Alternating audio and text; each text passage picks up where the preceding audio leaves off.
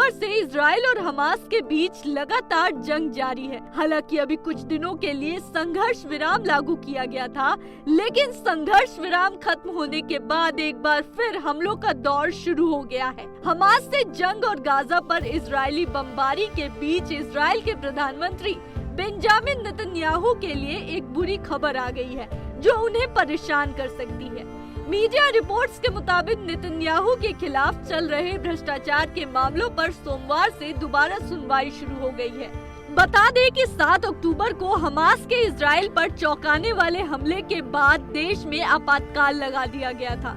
इसके बाद नेतन्याहू पर चल रहा भ्रष्टाचार का मुकदमा रुक गया था, लेकिन अब 1 दिसंबर को इजराइल से आपातकाल हटा दिया गया। इजराइल के जस्टिस मिनिस्टर यारिन लेविन ने इधर आपातकाल हटाया और उधर नेतन्याहू के भ्रष्टाचार की फाइल खुली। अब आपको बताते हैं कि बेंजामिन नेतन्याहू पर कब आरोप लगे और क्या आरोप लगे। देखिए, नेतन्याहू पर भ्रष्टाचार को लेकर पहला मुकदमा जनवरी 2020 में शुरू हुआ था और नेतन्याहू अभी तक इससे पीछा नहीं छुड़ा सके हैं। बता दें कि नेतन्याहू पर धोखाधड़ी, विश्वासघात और रिश्वतखोरी के आरोप है। इस तरह के संगीन जुर्म के तहत मुकदमा झेलने और प्रधानमंत्री रहते हुए आरोपी के तौर पर अदालत में पेश होने वाले नेतन्याहू पहले इजरायली प्रधानमंत्री हैं।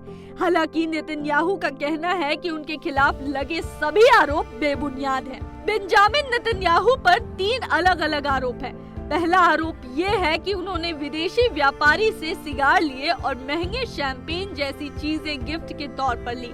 इसे धोखाधड़ी और अपने पद की गरिमा के साथ खिलवाड़ से जुड़ा मामला माना गया है। दूसरा आरोप भी धोखाधड़ी और विश्वासघात से ही जुड़ा है, लेकिन यहाँ मामला थोड़ा दिलचस्प है। दरअसल आरोप है कि नेतन्याहू ने एक अखबार से अपने पक्ष में माहौल बनवाया। इसके बदले में उन्होंने दूसरे अखबार की सर्कुलेशन को कम करा दिया, जो नेतन्याहू का समर्थक नहीं था और इजरायली पीएम के समर्थन में माहौल बना रहे अखबार का प्रतिद्वंदी था।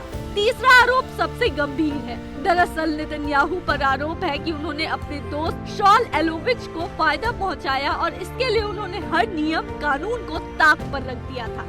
कथित तौर पर नेतन्याहू ने टेलीकम्युनिकेशन से जुड़े रेगुलेशन में शॉल को अतिरिक्त छूट दे दी। दावा किया जाता है कि इसके बदले शॉल ने अपने मीडिया प्लेटफॉर्म के जरिए नेतन्याहू के समर्थन में काफी ज्यादा मीडिया कवरेज की थी। अब इजराइल और हमास की जंग के बीच नेतन्याहू पर लगे आरोपों के बाद से अब वे अपने ही जाल में फंस चुके हैं। कहीं ऐसा न हो इन आरोपों का नुकसान उन्हें इस जंग में झेलना पड़ जाए।